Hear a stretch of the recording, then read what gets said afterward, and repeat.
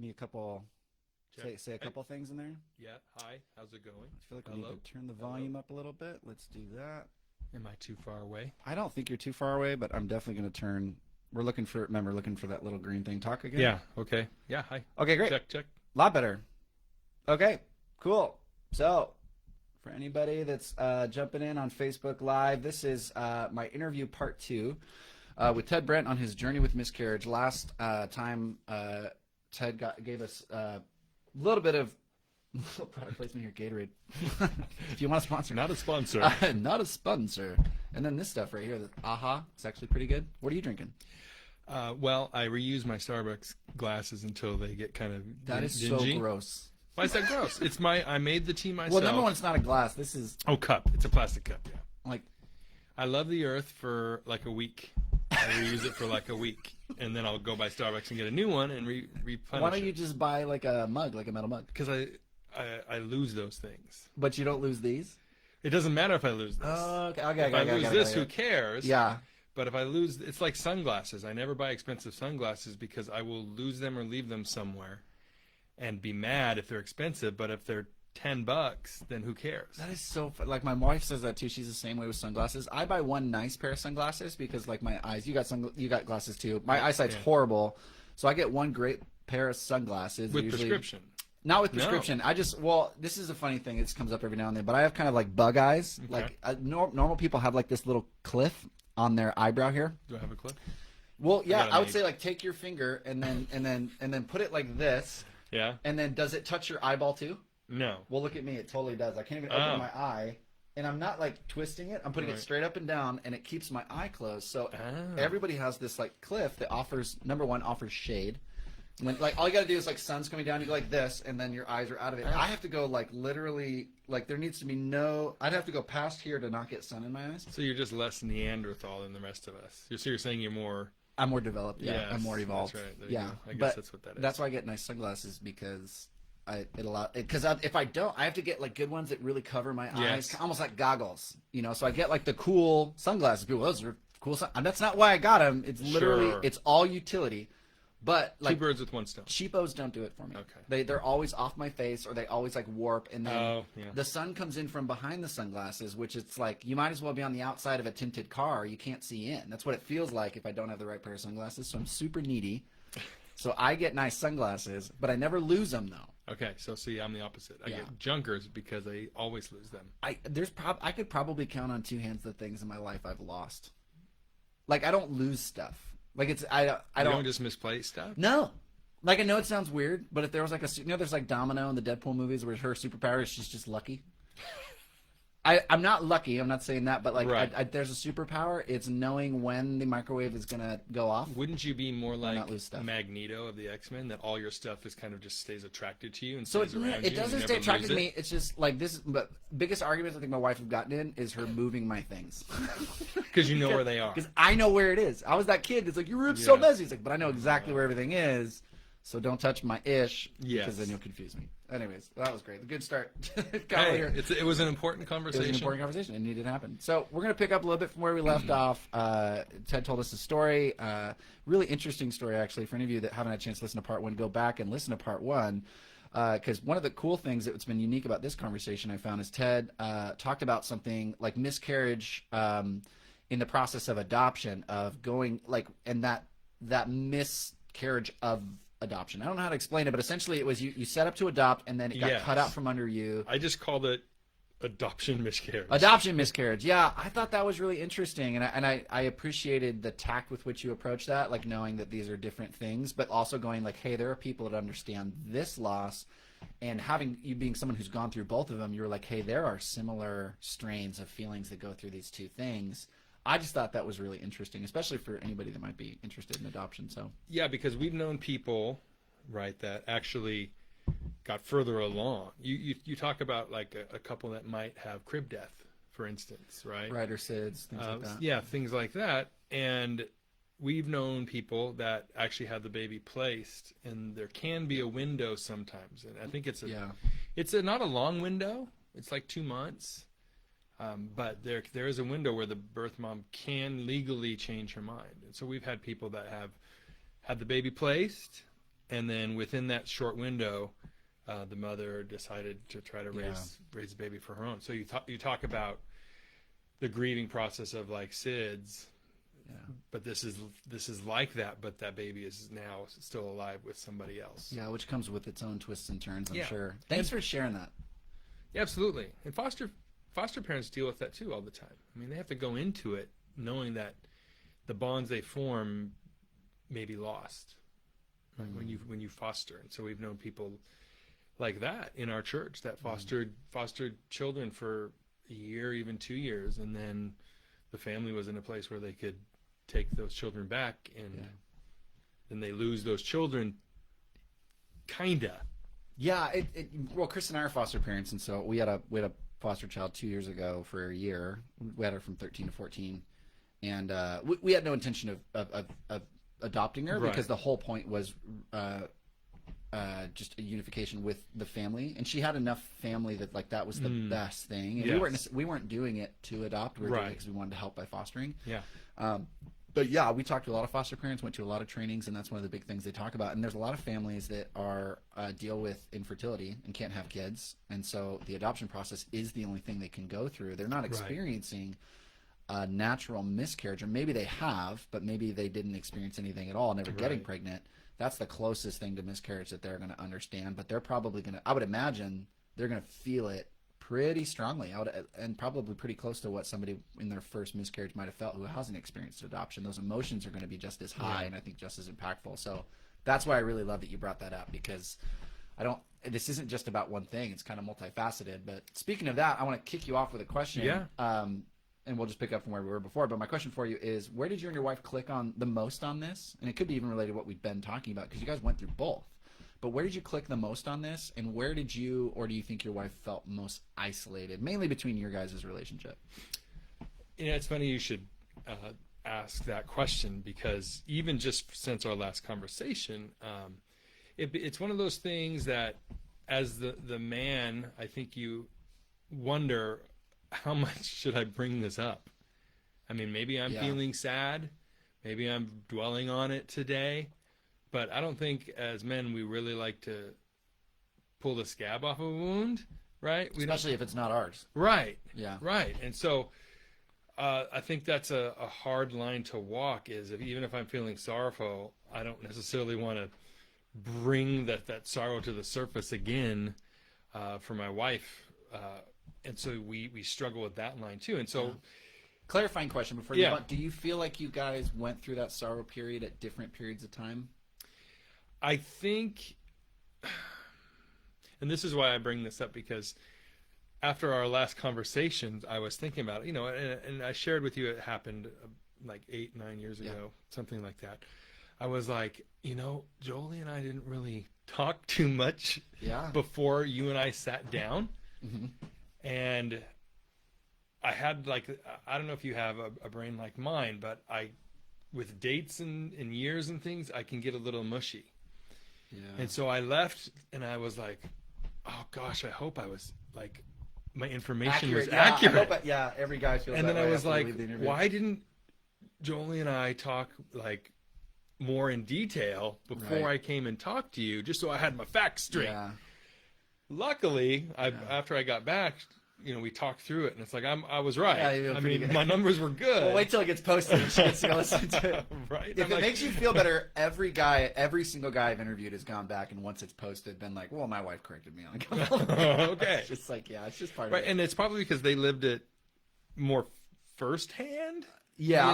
All of those details and the feelings and the process was more raw. I also think it's just in general that, like you said, the guy and the girl, husband, wife, don't talk about it much, or even like this, because the whole point is, like you said, that's why I asked, did you guys go through that sorrow at different periods of time? Because I know that my wife and I did, because I was very concerned about being strong while she was going through her deep pain. I didn't want to be I wanted her to be able to cry on my shoulder, and I didn't really have anyone's shoulder to cry on, because she's crying on mine, and it was this I got to just kind of man up in this moment. Yeah. I think every guy feels that, and then by the time she feels better, you're like, well, I'm not going to go bring it back up so I can deal with my stuff. So a lot of guys shove it down, and so the sorrow comes at different periods of time. And usually it's just a lack of faith in our wife's strength to be able to handle our own pain. And sometimes the wife doesn't have it. That's the one thing where it's like sometimes she just doesn't got it, dude. You're going to have to figure out how to get that need met somewhere else. And other times I think it's just a lack of trust. But regardless, most of the scenarios that guys end up, well, we didn't really talk about it like the way I'm talking about it here.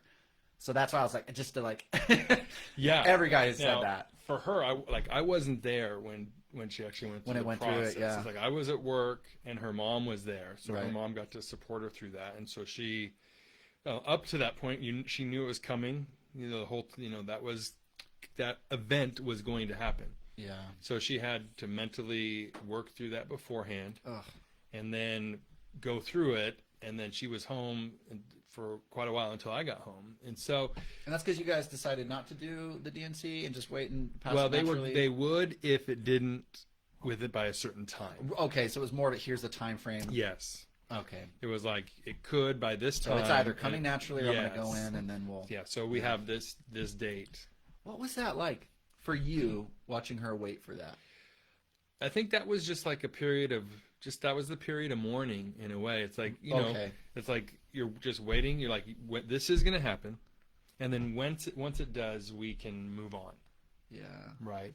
And so it's just kind of like you're just biding time. Yeah. And so you're just, I think you're softer, more sensitive, focused on the task at hand, and I think just, the couple factors that I think I brought these up last time was, we'd gone through this kind of sorrow multiple times. Yeah. This obviously was different because it was a loss of what would have been our own child that we never had even thought would ever exist. Yeah, this was not a possibility. Just wasn't it was off the docket. Yep. Right? It wasn't going to happen. But I think most of the time I'm more even keel anyway. And having walked through, and I haven't always been. I mean, there were times, like when we lost the baby from adoption, because we'd gone through adoption twice already, and so we knew how it was supposed to work, right? Right. Even though they're all different, and we always would say, you're not going to not get pregnant because you might miscarry. I mean, isn't it like a third of pregnancies end up in miscarriage? So it's a quarter to a fifth. So a fifth for sure, and they think up to a quarter based on people not reporting it. Yeah. So it's not an insignificant percentage. No, it's huge. Yeah, it's huge. Massive. And so we knew all of that, and we would say, we're not going to not adopt because you don't get pregnant because you might miscarry. Right. We're not going to get pregnant because 20 to 25% end in miscarriage. Yeah. We're not going to not adopt because it might fall through. Oh, that's interesting. Yeah. So, and this is where people's fear, this is where you start to, when you are on the path to adoption, you start understanding people's fears, but also understand that they're irrational for those reasons. We don't not step into life because of what we might lose. Yeah. So you're going to get pregnant. Or you don't want to. You don't want to make that kind of decision. Correct. Yeah. You're not going to not get pregnant because of that possibility, which is very large. You're not going to not adopt because the adoption might fall through. But sidebar, I wonder though how more prevalent that anxiety would be if people knew how common miscarriage was. You don't think people know that number going into it? Not at all. Not at all. I think maybe you knew it. I certainly didn't know it, and every guy I've talked to that I even who have had a miscarriage, and I mentioned, did you know it's this common? They were like, what? Right. And then at my family, my friends, everyone I've talked to about how common it is, it's just like I had no idea. They just wouldn't have. If you would have said percentage of miscarriage, what do you think? I think people would have said somewhere between 1% and 5%. Interesting. Probably. But I think you're right. Everything you're saying I agree with, but I'm interested what. But I think people don't. I mean, we've known couples that didn't even announce they were pregnant until you were month 6. You're either pounding California burritos daily, or sneaking or you're pregnant. Store, something's going on. We're in a culture. Don't you dare ask. And so you finally have to broach that. Yeah. Are you guys? And they're like, yes. And you're like, okay, because it was rather obvious, and you forced us into this awkward question because otherwise. It's you're eating a lot, or it's a tumor, or you're stealing something from our house. We don't know which. So why did I bring that up?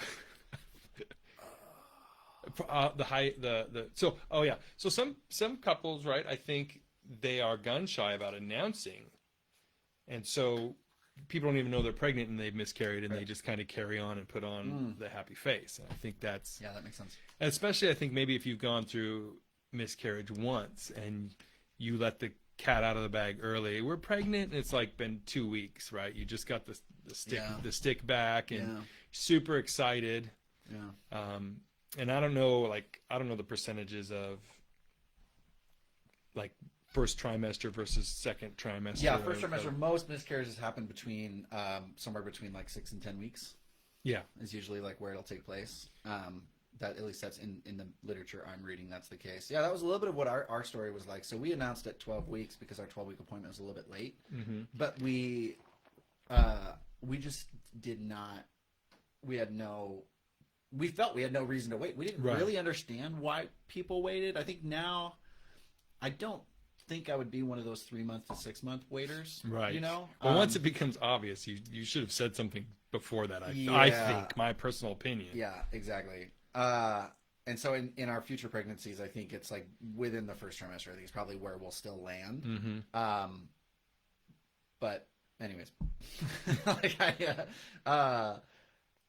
I think we didn't expect it at all, and so I can see why somebody would come out early and be like, "Hey, we're pregnant," because it's so exciting. Why would you want to hold that in? You just don't have any reason to think that it's going to happen, and even if you do have a reason to think, you have a 75% chance it's not going to happen. It's going to be a perfectly healthy baby. So why operate that way? Yeah, and I just think it's some of the emotions surrounding it, because I would think, and again, I have no idea, but that probably less adoptions fall through than miscarriage. Yeah, it's interesting. I'd be curious to know what. But there's so much more like fear and history surrounding adoption than about, because it used to be closed adoptions only. Mm-hmm. No one would know, and parents would keep it a secret. It's like, why am I the only one in the family with red hair?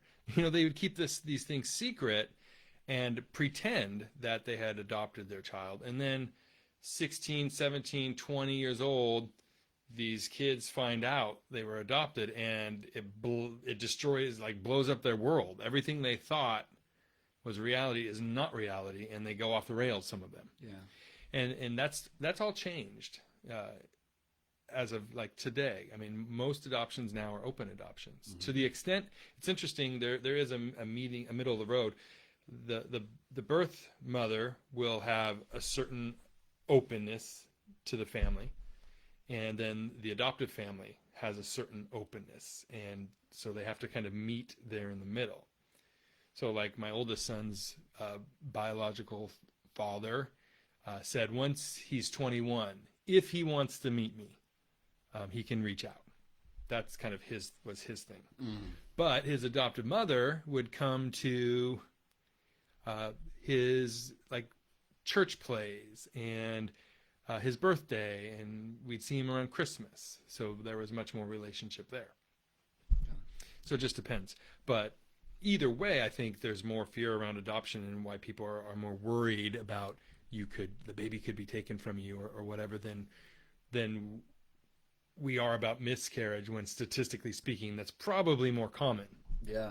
But we just don't know it. Yeah, I'd be interested to find out the stats on that one too. As we're planning on adopting at some point. We're going to get back to foster care soon. The miscarriage kind of threw a wrench into everything. We just concentrated on kind of healing and everything like that. You have to. Well, that happened after you guys had done all your adoptions, and you haven't done any more adoptions since, right? So this was Correct. The last. Yeah, we ran out of rooms. Okay. Well, and that was a part of it, right? Here we were pregnant, and we had no room at the inn. And that was one of the things that we talked about last time, was a little bit of that. It was that kind of that scary question, was like, was there any relief, And so that was one of the things I feel like continuing. That's what I love about this podcast, is continuing. Everybody's thinking it. Mm-hmm. Everybody's thinking something, and then usually telling themselves to shut up or beat themselves up for what they think. And so this is a nice way, I think, to be able to like release, here's some normalcy behind some of this stuff that people experience. But the next question for you is, what was something, as you guys went through the miscarriage, or you or for your wife, what is something you feel like no one knew? I think, and it's interesting because there were some phone calls or some people that knew and talked about, and I remember one response distinctly that someone said, "Well, at least you have kids already."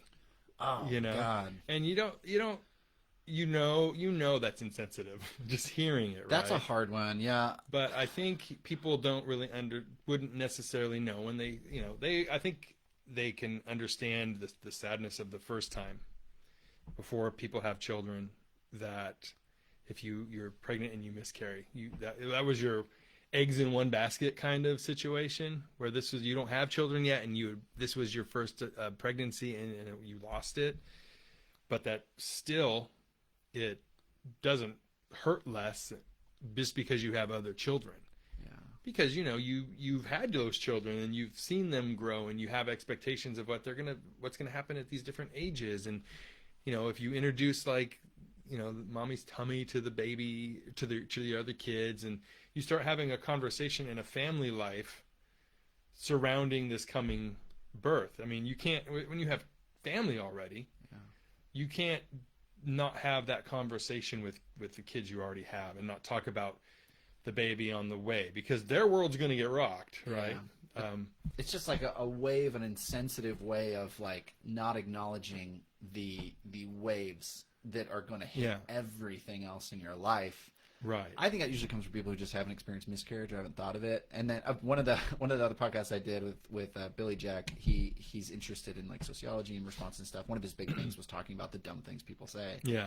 And man, even the most loving people, I have somebody who I love and who I know loves me, and we're close, say unknowingly that they said that that the fear never goes away. Because I just said it, I basically said, hey, I went through this miscarriage, and I feel like I have fear going towards trying to get pregnant again. And if we get pregnant, I have a lot of anxiety around that, because now I know what could happen. I know how it feels. And am I going to hold back? Exactly. It's all this stuff that I don't understand, and all I've experienced so far in this is pain. And then they said, well, that pain, that anxiety, that fear never goes away. It just gets worse as they get older. And I was like,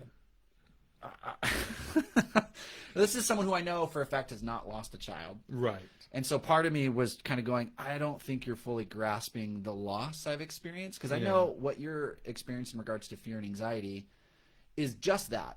It's fear and anxiety. Yes. But what I'm experiencing is not just fear and anxiety, it's memory. And that takes that battle to a whole new level that I think people who have not gone through it don't understand what they're saying when they say stuff like that. Because it's like, you're saying well, I'm worried about them dying, and I know what it feels like, and I don't want to go back there. Right. And it's like, you don't know that. You don't know what that feels like. Well, you are living that fear and anxiety because your child is alive. Right. Yeah. I had it. And maybe I could even have anticipated it, that when this child is 16, I'm going to have to let him or her drive. But I don't even have that. Yeah. That's gone. The hope of fear and anxiety is gone. Yeah. Right? Because the timeline for that baby is over. Yeah. So, that's and it's something they said because they love me, yes, and they want to encourage me. Yes, and I did receive that side of it, all of it, but I had to go wrestle with my own. Right. Oh, that hurt when they said that. And they can't be fully responsible for our feelings and interactions, and we don't always know how what we say impacts somebody. It made me think twice about because I think we're quick. I think as believers, we're quick to comfort. Mm-hmm. And sometimes I think that value of being quick to comfort can bogart us a little bit, because we end up rushing into saying things we don't fully think through and understand the ramifications of it. So it comes from a good place, but something I think for anybody who's a family, a spouse, or a friend, just to think through what you say. It's always, I think it's always better to say, I don't know what to say. Yeah. But be there. Right. Than to rush to try to say something profound or wise or close to the point, because you probably can't.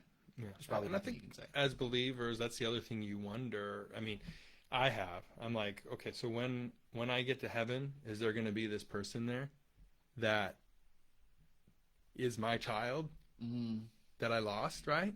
So we have the hope of that. Like, I have a family of 6 here, but will I have a family of 7 that I know in heaven? Because here's that child that was lost. And so I think it's a comfort, but it's also, I mean, maybe it's a mystery to us. A little bit of Like, both. what will that be like? Yeah. What will that look like? That child will have instantly been in heaven and hasn't had to maybe walk the sorrows of life, perhaps that we did, and so there's an unknown there. So for me, I hope that's the case. Right, I hope that's the case. Yeah, it's interesting. It's things like this, death, abrupt and unexpected pain can typically, I think, cause us to ask really tough, interesting questions. Because it depends on when, and this podcast is not about anything else. It's about miscarriage, but I think sometimes when you believe life starts is going to influence that, a lot. But I've found that there's nothing in my journey of it. There's nothing wrong or missing out on believing yes. Right. We'll get to meet them. I do believe that. Like, I do believe that our daughter that we didn't ever get to meet, we will meet her, and that will be awesome, and we'll love that. We've given her a name. We named her Lexi. And that was our first daughter. But that was one of our. I had a question like that too, even when I was walking around. Just as, was that my first kid, or when we have a kid, is that my first kid? And it just was like, I think it just depends on when you think this whole life thing kicks off. And so for me, it was like, yeah, that was my first kid. We lost our first kid. Right. And so that helped me in the process of giving a name, celebrating what was to be a birthday, that kind of thing, and just having a space, because I feel the loss. So then it helped me to name the loss, as opposed to it maintaining to be ambiguous and just this ethereal pain in my history, in my past. I was like, no, I'm just going to name it. And it wasn't just to take care of the pain, but I noticed that it took care of the pain better. Yeah. So, and I think there is I've been interested in this because the further along you are in your pregnancy, I think the more real that person is.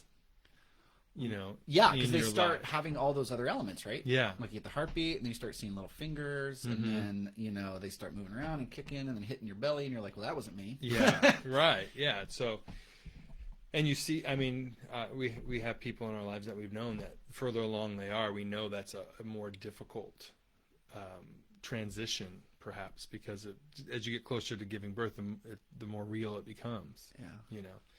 And that's not to diminish first trimester miscarriages at all. Not at all. Right. But I think you're right. You start to have the sonograms and the 3D sonograms, and you start to have all of those things. But it's like it's really irrelevant as to when we assign life to that baby, right? It's when God assigns life to that baby for on the other side of this life. Yeah. As whether or not we get to see that child. And depending on where you're at in the faith spectrum, whether you're a person of faith or a person not of faith, like there is something about, though, when you're like, this is real. This is not, and it's so different for everybody. Even depending on what they believe, there's still spectrums. But I have noticed that sense of loss is attached to how much that life is acknowledged. So I think it's part of it. Right, and I think that's why people hold back. Because if I don't do that, I don't say anything to anybody until it looks good. Yeah, that's interesting. I bet. Yeah, that sounds like that's a good word. And I do understand wanting to be careful, because when you embrace and acknowledge the reality of the statistic we talked about, whether it's 20 to 25, wherever that lies, when you embrace the reality of that statistic, I think you are a little more careful in light of that. And perhaps you wait a little bit longer to tell people. Well, a piece of advice that I got from a friend of mine, I'm trying to get him to get on the podcast. It's not his thing. Trying to get him on because he's got a unique story I think needs to be told. But they went through 3 miscarriages, they think maybe 4 in a row before they had their 2 kids. Right. And I was talking to the wife, because my wife and I have been trying again to get pregnant again. And one of the things that she said is, when you're pregnant again, she just encouraged me. She said, you know what? We went through a lot of these, and we did some where second we knew, we told everybody. We were so celebratory. It was awesome. We've done the miscarriage where we didn't tell anyone until the miscarriage had happened. And there was other ones where we kind of just mixed it around. And then in the fourth one, we mixed it around and there was different things there. And she said, you know what? She said, every time it hurt just as bad. So she said, my encouragement to you is if you're up for it, live into hope and live into joy instead of living into fear and anxiety and like pulling yourself in, shoving it down solitude. Because she's like, it hurt just as bad, whether people knew or whether they didn't. It didn't change the level of pain. And so she's like, her encouragement was live your life in expectation and excitement for it. You might as well, because otherwise she's like, we would have gone through all 4 of these miscarriages with no hope and just depressive and sad. And she's like, instead there were harsh, horrible, hard parts of it, but they were in between these moments of joy and excitement that we there were times where we didn't allow those moments to be robbed. And I thought that was really good advice. It is. So that's kind of what I'm trying to lean into. We're trying again and going for that. Yeah. And I think, like, for us, it was so known that we'd been trying. And it was all of our adoption processes were so open book and out there. That when we found ourselves on the other side of our adoptions pregnant, we were because we've had such a lack of success getting pregnant, and now it was on the other side of the adoption, and that's a whole can of worms to open up with anybody, to say, yeah, we're pregnant, and them to say, didn't you adopt all your kids? And so there's a huge conversation with pretty much anybody that knows or finds out. Yeah. And we were so gun shy anyway, so that we played it pretty close to the vest, because there were so many factors involved for that you just don't want to make it Facebook official or whatever until you know that it looks like a go. Yeah. And not that we weren't really fearing miscarriage at that point at all, because we'd never been pregnant. And so, but we also knew the conversations that would ensue from just our being so open and public about our adoptions. Then here's this surprise at the end of it when we thought we were done. Yeah. Right. That kind of leads me to the next question. Is there anything that you regret in that process or in the miscarriage? Or I don't think no. I mean, we've always said we would have adopted more if we'd had more time and more space, right? And so I mean, I don't regret anything about the process. It was good to know, I think, and I think Jolie would say this, it was good to know that we could get pregnant. I think obviously it would be highly unusual, highly irregular, since after so many years we hadn't, without any protection at all. I think it was good to know that. It was also kind of affirming in a way for us that God's hand was, whether you want to say withholding or it was honest, so that we would adopt. Because I think a lot of people when they're younger say, oh, we want to adopt someday. And then they have their own kids. And that whole process is a lot easier and a lot more fun than adopting. Because you're filling out tons of paperwork and you're spending a lot of money that's not covered by insurance. Yep, there's all those magnifying glasses on your life from 5 different organizations. They come in, are your knives up in the cupboard as though that's where they're going to stay? Just for a second. Yeah, because we're foster parents. Who the hell stores their knives in a cupboard in anyone's house? Locked up in a cupboard. Locked. I remember we had to do, I was like, this is so stupid. Are you kidding me? Anyways, like, well, kids could get access to knives.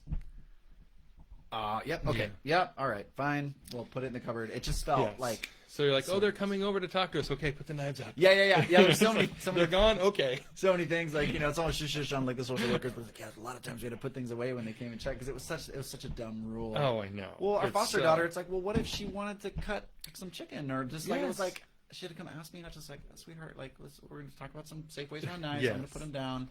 You Don't can cut run your with the chicken. knife. Don't run with the knife. If you're angry, talk to me first. Mm-hmm. You know, just simple. Anyways, that, yeah. So As an aside, yeah, as an yes, aside. but you're right. Yeah. Under the microscope, and so because we didn't start the adoption process until we've been trying for a few years, right? Because we waited in our marriage for 5 years. We just didn't want to get married and then have children, as we were just kind of had no money and were getting a start on life. So we waited for 5 years, and we just thought it's all going to click into place. And so by the time we adopted, we were about 8 years into our marriage. And so obviously, you know, I'm older then, not old, but I'm in my 30s. And I guess my only thing was I wish we had started a little earlier. But in terms of, I don't really regret any part of it. I think that's a bad place to be in life, is to live with regrets, and to shy away from things because it might be painful. And because life is painful. I mean, we're all going to lose people eventually, sooner or later, hopefully from later, right? One of us as a spouse is going to lose the other first, unless by some serendipitous tragic event. Bonnie and Clyde moment. Right. It happens another way. So for us, it was just that dual-edged sword of, whoa, this is unexpected. This is exciting. This is something we never thought we'd be walking down. And then the other side of that was, well, we don't have to navigate and walk through any of that. And so I think for us, it was just on one hand, it was confusing. Like, why did God allow this at this stage? But on the other hand, it affirmed that God wanted us to adopt and you know, withheld that because clearly in some strange way we were able to get pregnant at some point way down the line. So when you look at how all of our adoptions were orchestrated, and then you see that, you know what, if we had been able to just start having children, that might not have happened in that way.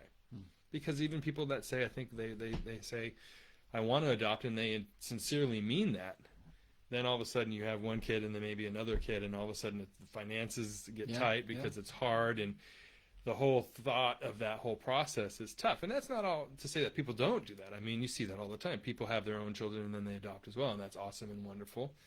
And the weird thing about infertility is that it's fickle, because we've known people that got pregnant and had their own child, but then couldn't again. And so they ended up adopting, right? Because for whatever reason, it just stopped working. Yeah. So it's such a complex subject.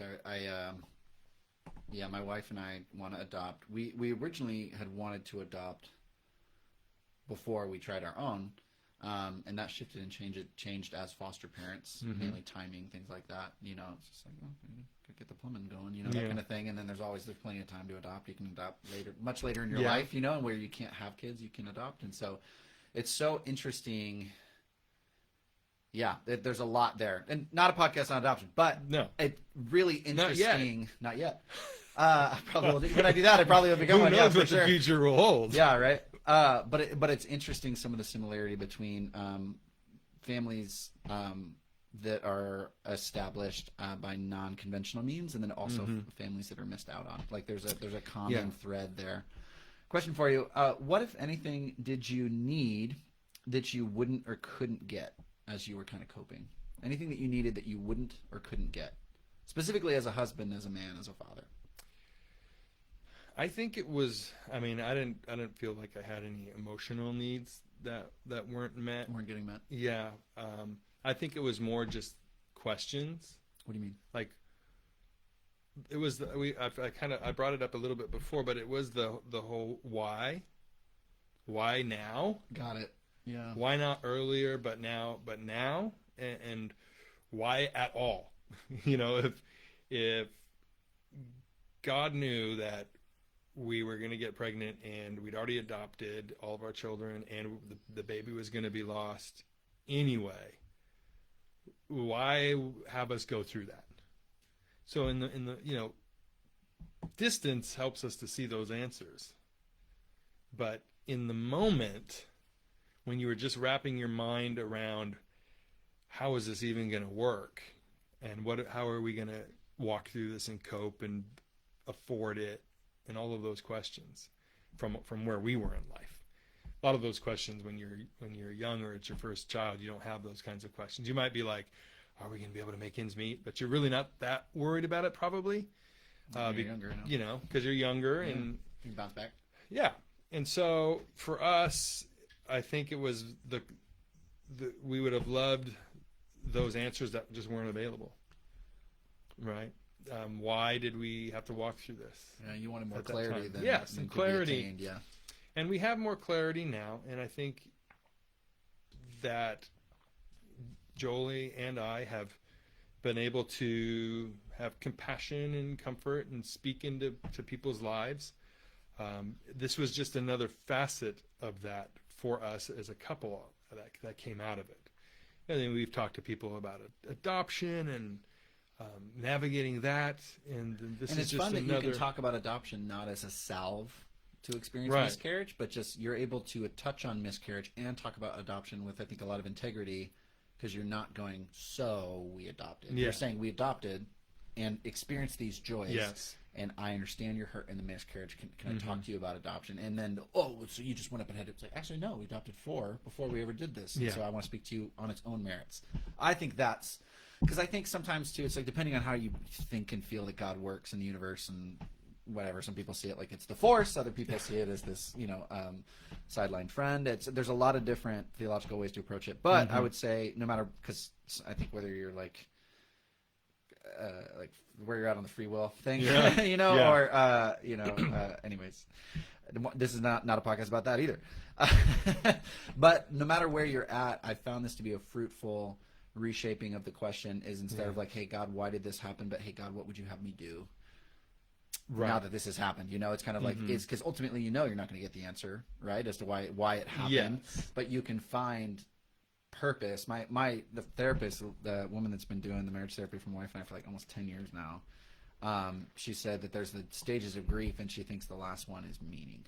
And she said it wasn't her that coined it, but someone else is coining that's the last phase of grief, and really that shows a full circle's coming around. That makes sense. And meaning isn't necessarily the purpose of it, like why did this happen? It's not necessarily an answer. Exactly, but what is the meaning that you derive from this experience that you wouldn't have had otherwise, or it's not even relevant if you would have had it otherwise, but it's what you have. What's come into this, what God would have you do, and for those who maybe aren't a people of faith, what you're meant for. How are you shaped, and who are you meant to be? That's good. And I think for us, it is a comfort that we had 4 children already that had very busy lives, and those hopes already were living and realized, and we were walking those hopes. And so you have this sadness, but you do have, you don't want to say it's a distraction, but you do have the life that you're investing in right there. And so it does help alleviate some of that sorrow, that you're not just left with your broken hopes on that end of it. So in that sense, I guess there is some gratitude in that, at least for us, that this was not our first loss, right? And so you can place it along some of those other losses and understand it in light of those. And then you still have, and so again, when you talk about understanding where that person was coming from when they said something that was perhaps a little insensitive, even the person that said, well, at least you have kids already. There is some credence to that. There is some truth to that. Doesn't change the sadness and the sorrow, but you have a little bit of that balance, I suppose. I have last 2 questions for you, and then we'll close it up. Thank you for doing this. Thank you for having me sit in. Absolutely. Or sit down. Sit down, sit in, sit on. Sit with. Sit around. Last question. I have 2. What would you want your kids and your wife to know about you in this? You know, and I love that question because as men, as husbands, our family are our priority. How they see us, what they think of us is really important to us. And I think sometimes the authenticity of, I'd want you to know this about me or of me. And then one day your kids will be old enough to where they listen to podcasts. Maybe they'll come search your name one time and come find this podcast. Maybe. And be, oh, I had no idea. I mean, but they might know, and I'm sure they do because of how you guys went through it and where they were at in the process.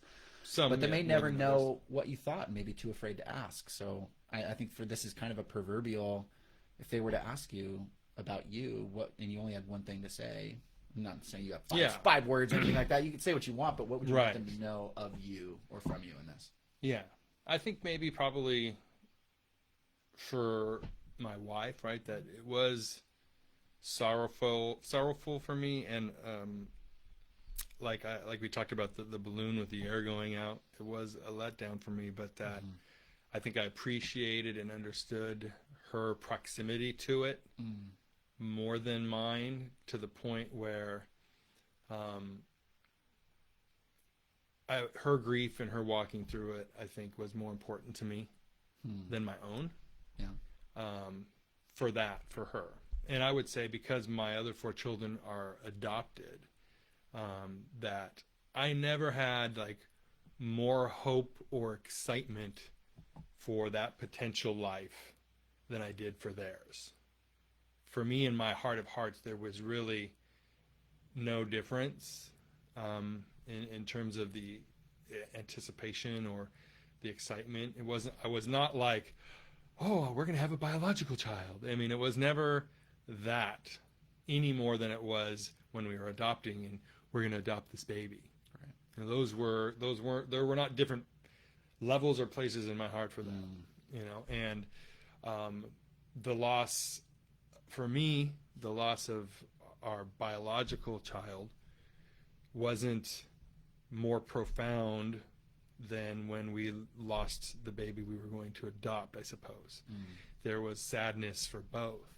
And your joy in your kids who came through adoption is not a comparable diminishment from your loss of a biological child. It's these are the same for you. You'd want them to know, if I'm hearing you correctly, that your joy for them would have been the same joy you would have had in the biological child, and your loss in the biological child doesn't diminish your joy. Correct. Okay. Yeah, the heart of the father's heart is the same. Right. That's profound. In fact, I might have had more fear for their feelings, right, because of that, than I would have had fear for the feelings of a biological child. It would grieve me to feel like they felt that at all.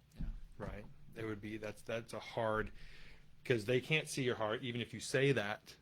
They, you know, we all as humans, we hear what people say, but we have maybe a little insecurities kind of insecurity, and it's like I never want them to have any semblance of insecurity about our heart for them as our children, whether or not that baby had been born or not. Yeah. That's good. That's really profound. Thanks for sharing that. Yeah.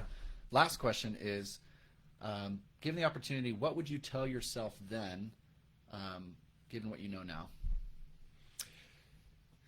I think I would probably tell myself the same thing that I would tell any man that's going through miscarriage. What's that? And that would be, it's going to be okay.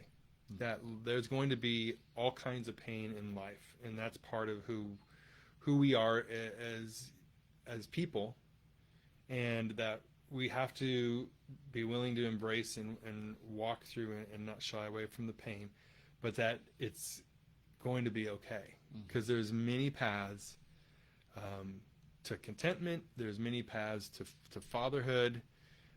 That doesn't diminish. That's not to be some sort of placating, you know, it'll be okay, but it's more like acknowledging the sorrow of that, of walking through that, but that there is another side. So let yourself let yourself be sad, let yourself walk through the sorrow, but also understanding that there's other ways that God creates family. There's other times when that will happen, and it may not look like you think it's going to look like, but how open are you to whatever that may look like?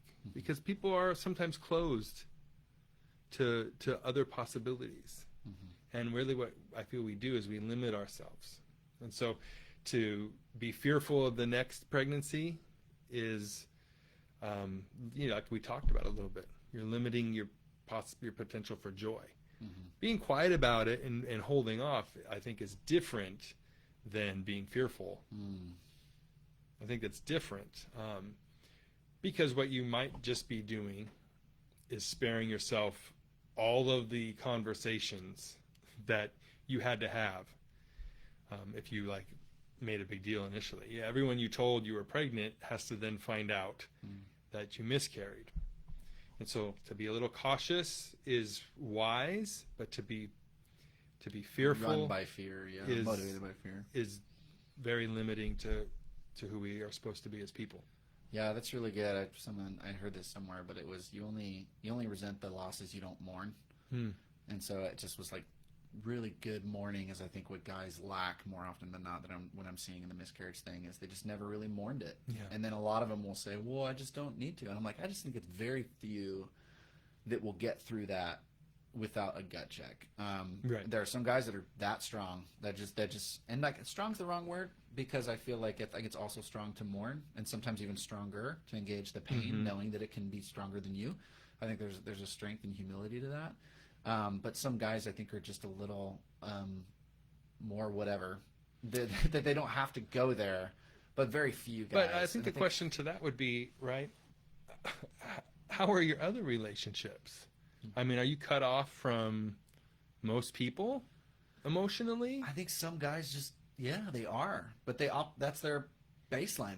They operate that way, so they'll just never go to those depths. It's just not going to be, where they go. And I'd want those guys to be like, hey, it's you don't have to become a whole different person in this process. Right. If it's not time, if it's not it's not the transformation I think God has for you in this moment, then it's I wouldn't want to pressure you to feel things you don't feel. True. Because that's where I think a lot of emotional pain and hurt can come from, is when people try to get you to feel something you don't feel.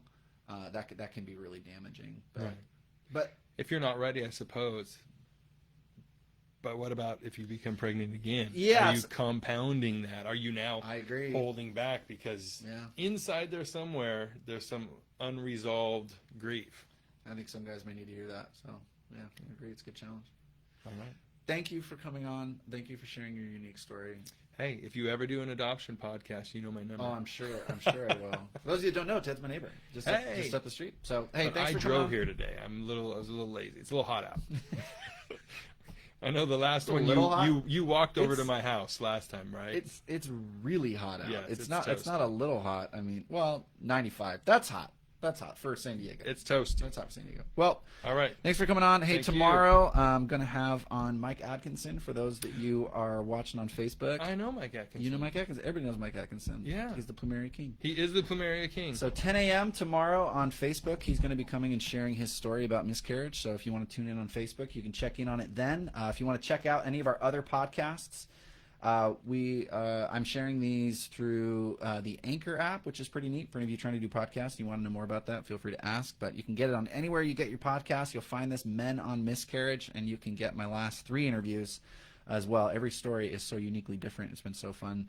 Not fun, I guess, but it's been very intriguing and fulfilling to dive into other people's stories. So thanks for being around. We'll see you guys next time. All right. Bye. Bye. Is Anchor a sponsor? No. Also not a sponsor. Also you not should a sponsor. qualify that. Check out Anchor, not a sponsor.